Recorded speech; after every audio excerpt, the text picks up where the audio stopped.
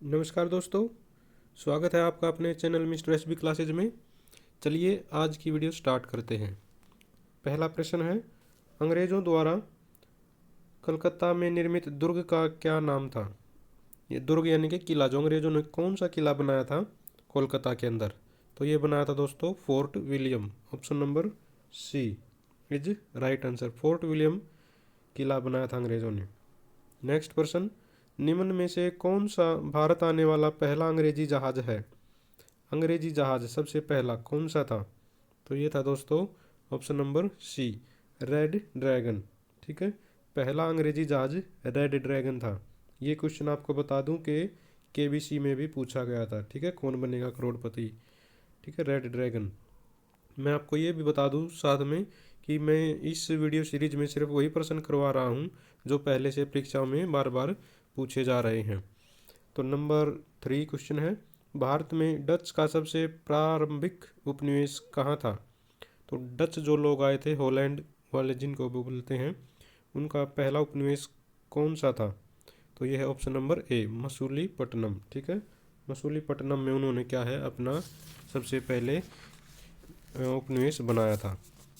Next प्रश्न, 1651 में मुगलों द्वारा बंगाल में किस स्थान पर ईस्ट इंडिया कंपनी को व्यापार करने और फैक्ट्री बनाने की अनुमति दी गई थी।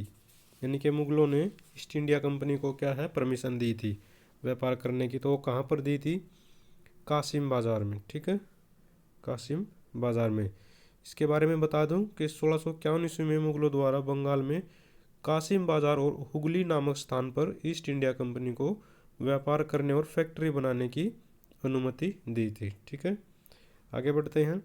अंग्रेज़ों ने निम्नलिखित स्थानों पर जिस क्रम में अपने व्यापार केंद्र स्थापित किए उनका सही कालानुक्रम है। यानी कि पहले कहाँ पर किया, उसके बाद कहाँ पर किया, इस तरह से आपको बताना है। तो ये था दोस्तों प्रश्न नंबर 5 का ऑप्शन नंबर सी, सूरत में। ठीक है, फिर मद्रास में, फिर बम्बई में और फिर कलकत्ता में। इनकी डेट भी मैं आपको बता देता हूँ। सूरत में 1613 में, मद्रास में 1639 में, बम्बई में 1687 में और कलकत्ता में 1698 में इन्होंने अपनी फैक्ट्रियाँ लगाई थी, वहाँ पर व्यापार शुरू किया था। नेक्स्ट प्रश्न, निम्नलिखित में से कौन सा स्थान भारत में पुर्तगालियों का मुख्यालय था। तो पुर्तगालियों ने कहाँ पर मुख्यालय बनाया था, तो ये बनाया था गोवा में। ठीक है, ये तो बहुत बाद में इन्होंने छोड़ा था गोवा। ठीक है, वहाँ पर बहुत देर तक रहे थे वो। नेक्स्ट, अंग्रेज शासक चार्ल्स द्वितीय को किसकी राजकुमारी से विवाह करने के लिए बम्बई में दहेज दिया गया था। तो किसकी राजकुमारी थी, किस देश की राजकुमारी थी वो, तो ये थी दोस्तों पुर्तगाल। ठीक है, जो ब्रिटेन की जो रानी थी, जो ब्रिटेन का जो राजा था, उसका विवाह हुआ था पुर्तगाल की रानी से। तो पुर्तगालियों ने बम्बई को क्या किया था, दहेज में दे दिया था अंग्रेज़ों को। आगे बढ़ते हैं। भारत के लिए समुद्री मार्ग की खोज का श्रेय जाता है। ये तो बहुत आसान है। तो भारत के लिए जो खोज की थी भारत की, किसने की थी वो, तो पुर्तगाली थे। ठीक है, तो कौन आया था पुर्तगाली, वास्को डी गामा आया था 1498 ईस्वी में कालीकट के स्थान पर। ठीक है, तो वो क्या था, एक पुर्तगाली था। नेक्स्ट प्रश्न, पुर्तगाली यात्री वास्को डी गामा का कालीकट आने पर भव्य स्वागत करने वाले भारतीय राजा का नाम बताइए।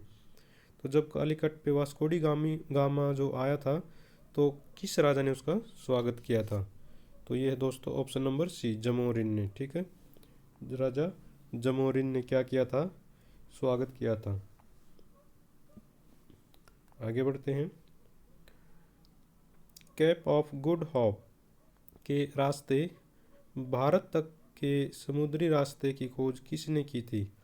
केप ऑफ गुड होप तक का रास्ता है जो किसने खोजा था, तो दोस्तों ये था वास्को डी गामा। ठीक है, केप ऑफ गुड होप दोस्तों क्या है, ये एक जगह का नाम है। ठीक है, एक जगह का नाम है ये। केप ऑफ गुड होप के रास्ते भारत की समुद्र तक की जो समुद्री रास्ते की खोज वास्को डी गामा ने की थी 1498 ईस्वी में। ठीक है, कालीकट में ये भारत में पहुंचा था। भारत में सबसे पहले आने वाले और सबसे बाद में जाने वाले थे, यानी कि सबसे पहले कौन आया और सबसे बाद में फिर कौन गया। जैसा कि आपको पता है सबसे पहले कौन आया था, पुर्तगाली आए थे, पुर्तगाली यानी कि वास्को डी गामा, और सबसे बाद में भी पुर्तगाली ही गए थे। ठीक है, उन्होंने क्या है गोवा को बहुत बाद में छोड़ा था, ये लगभग 1961 ईस्वी में। भारत की आज़ादी के बाद भी दोस्तों गोवा पुर्तगालियों के पास था, हमारे देश का हिस्सा है जो गोवा, ठीक है, पुर्तगालियों के पास था, और वो उन्होंने क्या है 1961 में आज़ाद किया था। आगे बढ़ते हैं। भारत में पुर्तगाली सत्ता की वास्तविक नींव रखने वाले महानतम पुर्तगाली गवर्नर कौन थे।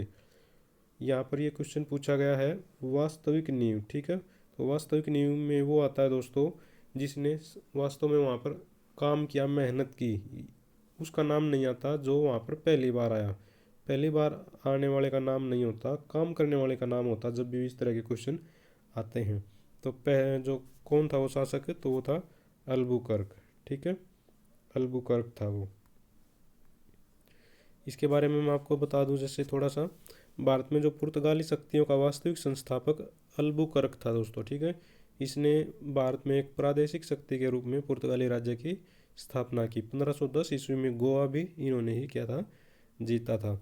और फारस की खाड़ी में क्या है हरमुज का अधिकार भी क्या है इन्होंने लिया था। मलक्का पर नियंत्रण भी किया था इन्होंने, खाड़ी, ठीक है। नेक्स्ट, पुर्तगालियों द्वारा कालीकट से ले जाने वाले कालीकट के सूती कपड़े यूरोप में आमतौर पर क्या कहलाते थे।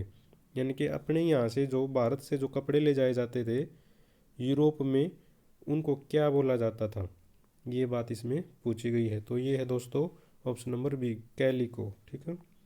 भारतीय कपड़ों को वहाँ पर कैलिको बोला जाता था। नेक्स्ट, गुजरात का शासक बहादुर शाह किसके साथ हुई संघर्ष में मारा गया था। तो गुजरात का शासक बहादुर शाह किसके साथ लड़ाई में, पुर्तगालियों के साथ लड़ाई में वो मारा गया था, ठीक है। स्टार्टिंग में ये बहुत प्रभावी थे पुर्तगाली, वो तो बाद में फिर जैसे फ्रांसीसी या फिर अंग्रेज आए उनकी वजह से ये ज़्यादा कमज़ोर हो गए थे। नेक्स्ट, अपने शासन के दौरान अंग्रेज किसानों को आसाम में डैश उगाने के लिए मजबूर करते। तो आसाम में किस चीज़ को उगाने के लिए मजबूर करते थे, चाय, ठीक है। आसाम में आज भी चाय उगती है बहुत ज़्यादा अच्छी क्वालिटी की। तो आसाम में अंग्रेज लोग दबाव डालकर मजबूरी में क्या है उनसे, वहाँ के लोगों से चाय पैदा करवाते थे।